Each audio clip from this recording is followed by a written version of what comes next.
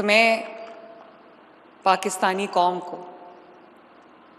خصوصاً پنجاب کے جو عوام ہیں اور پاکستان بھر میں جو آٹزم کے شکار بچوں کے والدین ہیں، میں ان سب کو حکومت کا پہلا state of the art autism centre functional ہونے پہ میں سب کو مبارکباد دیتی ہوں۔ اور اس خدمت کے لیے، اس کار خیر کے لیے میں ثانیہ عاشق آپ کو، جس طرح سے آپ نے اسپیشل ایجوکیشن کا جو پورا ڈپارٹمنٹ ہے اس کو آپ نے لیڈ کیا، آپ نے جس طرح سے اس اسکول آف آٹزم میں آپ نے جتنا انٹرسٹ لیا، میں دیکھ رہی تھی آج آپ جب مجھے آج کلاس رومز وزٹ کرا رہی تھیں، تھیراپی رومز وزٹ کرا رہی تھیں، تو مجھے آپ کو بچوں کے نام آتے تھے، وہ بچے آپ کو دیکھ کے رسپونڈ کر رہے تھے، تو مجھے اس سے احساس ہوا کہ آپ نے صرف آپٹکس پہ توجہ نہیں دی، صرف آپ نے بچوں کو دل سے اپنا سمجھا ہے اور آپ نے بچوں کو اپنایا ہے۔ اور صرف یہ آٹزم سینٹر تک آپ کی جو محنت ہے وہ ریسٹرکٹڈ نہیں ہے، پنجاب بھر میں ہمارے جو سینکڑوں سینٹرز آف ایکسلنس ہیں اسپیشل چلڈرن کے لیے، وہ آپ نے بنائے، ان کو انجام تک پہنچایا، ان کو بہترین فیسلٹیز دیں، اور 30,000 بچوں کے جو اپنے سرجریز کے لیے ویٹ کر رہے تھے، چاہے وہ کاکلیئر امپلانٹس ہوں یا وہ کوئی بھی ہیئرنگ ایڈز ہوں، ڈیوائسز ہوں، کوئی زخم ہوا ہو وہ 30,000 بچوں کی جو آپ نے سرجریز کرائی ہیں اور ان کو ایک نارمل لائف کی طرف آپ لے کے آئی ہیں، آپ کو اللہ تعالیٰ کا بہت شکر ادا کرنا چاہیے۔ So very well done. اور میں آج آپ کو یہ بھی کہنا چاہتی ہوں، ابھی وہ جو ایک آٹسٹک بچے کے دادا اور دادی مجھ سے بات کر رہے تھے، تو انہوں نے مجھے کہا کہ اللہ تعالیٰ نے آپ کو چن لیا ہے اس کام کے لیے۔ میں اللہ تعالیٰ کا جتنا شکر ادا کروں، آج اس کو دیکھ کے یہ ایک معجزے سے کم نہیں ہے، یہ بلڈنگ جو آپ کے سامنے کھڑی ہے اور اس کے اندر جو میں فیسلٹیز دیکھ کر آئی ہوں، یہ ایک معجزے سے کم نہیں ہے، یہ ایک مارول سے کم نہیں ہے دنیا میں۔ اور اس میں جس نے اپنا حصہ ڈالا ہے، چاہے وہ اس نے اپنی رسپانسبلٹی سمجھ کے ڈالا ہے یا اپنی جاب سمجھ کے ڈالا ہے، میں اس کو یہ بتانا چاہتی ہوں کہ اللہ تعالیٰ نے آپ سب کو اس کار خیر کے لیے چنا ہے، اور پتہ نہیں اس کے بدلے اللہ تعالیٰ آپ کو کتنا نوازے گا۔ سہیب بھرت CNW کے جو منسٹر ہیں، میں ان کو،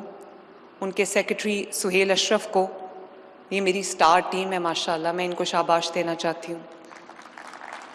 سینئر منسٹر، آپ نے قدم قدم پہ جس طرح نہ صرف میری معاونت کی، اس کو میرے اس خواب کو حقیقی شکل دینے، اور جس طرح آپ نے اس کے سارے جو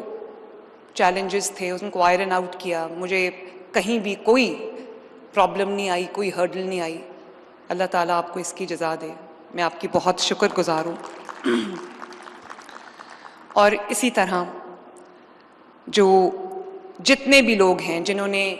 اس کو اسکریچ سے لے کے یہاں تک پہنچانے میں مدد کی ہے، سمن جو آرکیٹیکٹ ہیں، رضا جعفری جو NCA سے ہیں، فہد نوید جو CNW سے ہیں، اور most importantly Sierra, thank you for reviving our faith in humanity yet again. And not only us, not only Punjab, not only Pakistan, but the world should be proud of you. The world should be proud of you. Thank you very much. خصوصی بچے جو کہ خاص بچے ہوتے ہیں، بہت ہی خاص بچے ہوتے ہیں، میرے لیے بہت خاص ہیں، میرے دل کے بہت قریب ہیں۔ نہ صرف وہ بچے خاص ہوتے ہیں، ان کے گھر والے بھی خاص ہوتے ہیں، ان کے جو ماں باپ ہیں وہ بھی خاص ہوتے ہیں، کیونکہ آپ کو ایک نارمل بچے کے پیرنٹس کو یہ اندازہ ہی نہیں ہوتا کہ جو اسپیشل چلڈرن کے ماں باپ ہیں ان کی کس قسم کی چیلنجز ہیں ان کی زندگی میں، ان کے کس قسم کے مسائل ہیں ان کی زندگی میں، اور وہ ڈیلی بیسس پہ کس طرح ان مسائل سے نمٹتے ہیں، کس طرح اپنی زندگی کا جو وہ چلاتے ہیں سلسلہ. مجھے کبھی میری اپنی بہن جو ہے چھوٹی، ایک ہی بہن ہے اسما، اس کا بھی سب سے بڑا بیٹا ابراہیم اب 18 سال کا ہے ماشاءاللہ، وہ بھی آٹسٹک ہے. تو جب وہ پیدا ہوا وہ بالکل نارمل لگتا تھا، اور کبھی یہ سوچ بھی نہیں کوئی سکتا تھا کہ وہ آٹسٹک ہوگا. تو وہ بھی آئی تھنک 2 یا 2.5 سال کا تھا، تو وہ ایک نارمل چیک اپ کے لیے وہ اس کے دبئی میں رہتی تھی، ڈاکٹر کے پاس گئی. تو ڈاکٹر نے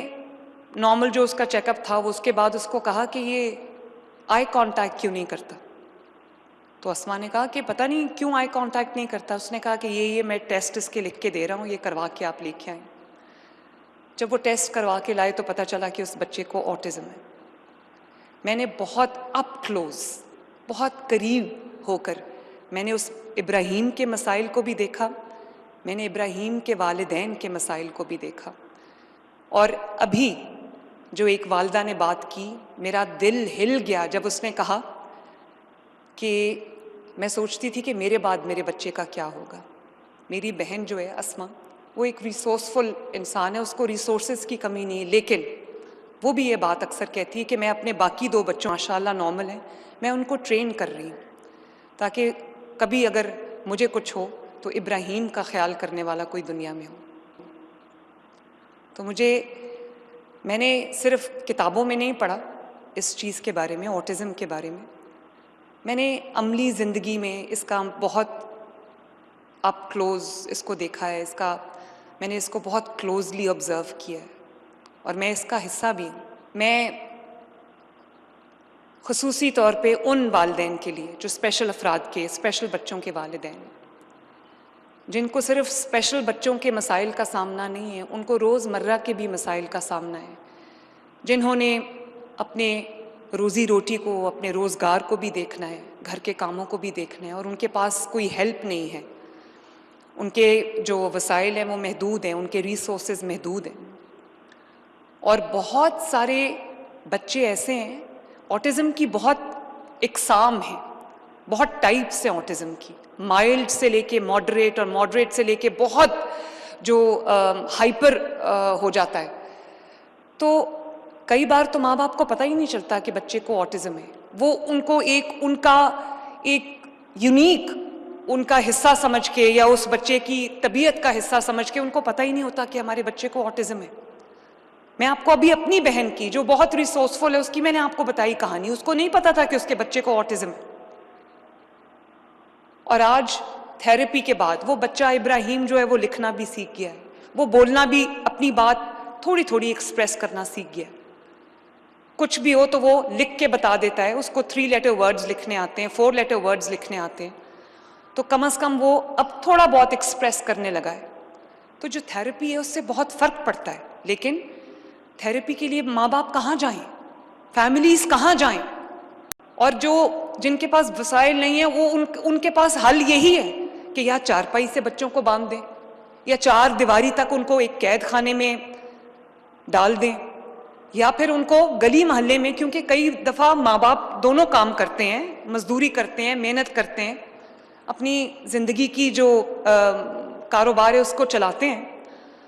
تو ان کے پاس ملازم نہیں ہے، یا ان کے پاس کوئی ہیلپ نہیں ہے کہ وہ ان کے بچوں کو گارڈ کرے. تو کئی دفعہ میں نے دیکھا ہے کہ ان بچوں کو